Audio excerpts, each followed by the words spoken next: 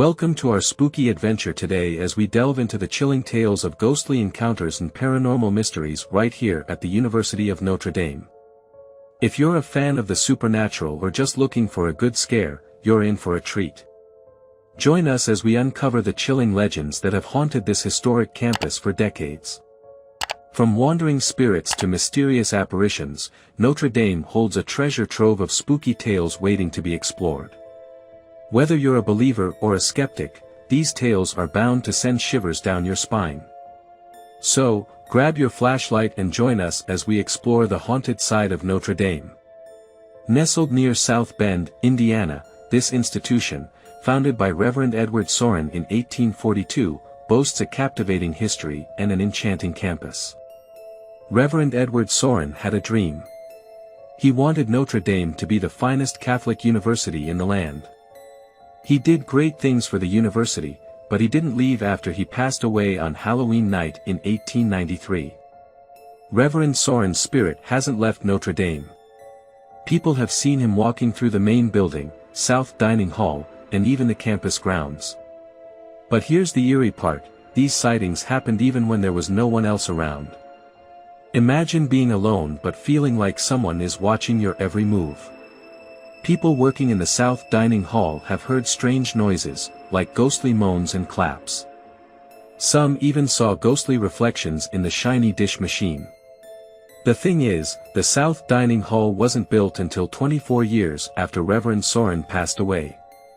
So, who's the ghost there? In the main building, night cleaners during a renovation reported something chilling. They saw an elderly priest in a robe, with a long beard. But this priest didn't have any feet, and he could pass through walls. It's enough to give you the shivers, isn't it? Welcome to the eerie world of Washington Hall, a historic building at the University of Notre Dame. Originally designed as a theater and music hall in the 19th century, this place is not just about performances, it's also a hotspot for the paranormal. In the late 1800s, a steeplejack met a tragic end when he fell from the heights of Washington Hall. His ghostly presence is said to linger in the form of unexplainable footsteps on the roof on quiet nights. But that's not all, Washington Hall has even more spooky tales to tell. In 1919, the building witnessed the passing of student professor Jim Minavie. Legend has it that his spirit enjoys a late-night jam session in the empty music hall, playing a solitary French horn or trumpet. The sound echoes through the hall, sending shivers down the spines of those who dare to listen. One of the most famous apparitions in Washington Hall is that of George, the Jipper, Jip, the legendary Notre Dame football player. The story goes that Jip spent his last night on campus here. After missing curfew and contracting an illness, he passed away. Now, some say he returns as a ghost. Early in the morning, you might spot him sitting on the steps or roaming around the theater, his presence bringing a strange but comforting light. But Washington Hall isn't just about friendly apparitions. It has seen its share of poltergeist activity. Objects mysteriously fly off shelves, doors slam shut without any explanation, and some have even reported being pushed by unseen forces. Is it the work of the spirits we've mentioned, or could there be something more sinister lurking within this haunted hall? Now, let's talk about the South Dining Hall, the only red brick building at Notre Dame. People have shared some spooky stories about this place. They say they've heard weird stuff there, like mysterious moans, claps, and flashes of light. It's kind of like something out of a ghost movie. Some folks believe it's because of Reverend Sorin, who passed away a long time ago. A custodian, someone who takes care of the place, once had a really strange experience. He saw an old man with red hair and an Irish accent. The odd part was that the guy asked if he could open a window, but then he just disappeared. That's pretty weird, right? Pam Bendit, who works there, had her own eerie encounter. She was washing dishes one super early morning, and she turned around to see a white figure floating near the dining room's doors. Later, she saw a picture of Reverend Sorin hanging up and realized that's who she had seen. While Washington Hall and South Dining Hall have their share of spooky stories, there are even more ghostly tales from other places on Notre Dame's campus.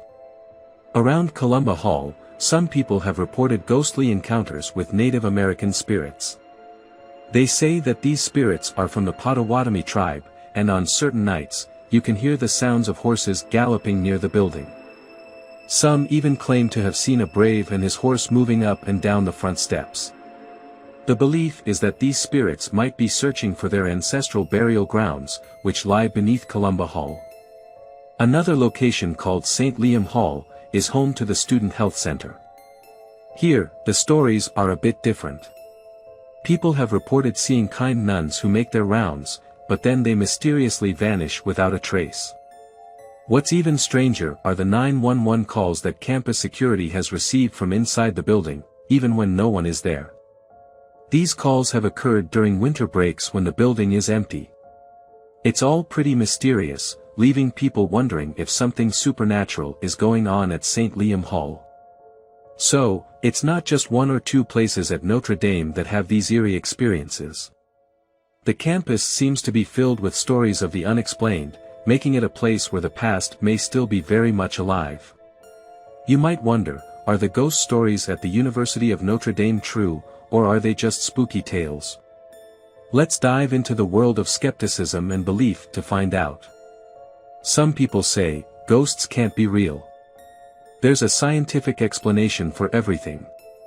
They believe that strange sounds, eerie reflections, and ghostly figures can all be explained by things like old buildings creaking in the wind or radios turning on by themselves due to technical glitches. These skeptics prefer to rely on science and logic to explain what they see or hear. But there are others who keep an open mind. They admit that science can't always explain everything. They've had experiences that make them think twice. For example, when custodians see an elderly priest with no feet walking through walls, it's hard to dismiss it as a simple coincidence. They believe there's more to the story than meets the eye. Many students and staff at Notre Dame believe in the ghostly tales. They've seen, heard, or felt things that are hard to ignore. Even though some stories may sound a bit far-fetched, they keep the legends alive. From Father Soren's ghostly strolls to the legend of the Jipper haunting Washington Hall, and the eerie occurrences in places like South Dining Hall, it's clear that Notre Dame isn't just about football and academics, it's also a hub for some intriguing hauntings. If you ever find yourself near Notre Dame's campus, we'd encourage you to explore these ghostly legends for yourself. Whether you're a die-hard skeptic or a true believer in the paranormal, there's no denying that these stories add a touch of charm and mystery to Notre Dame's history. Who knows, you might just experience something that leaves you questioning the unexplained. Before we wrap things up, we want to say a big thank you for joining us on this supernatural journey. If you enjoyed our exploration of Notre Dame's ghostly past, don't forget to give us a thumbs up, share this video with your fellow thrill seekers, and subscribe to our channel for more intriguing content. Happy hauntings!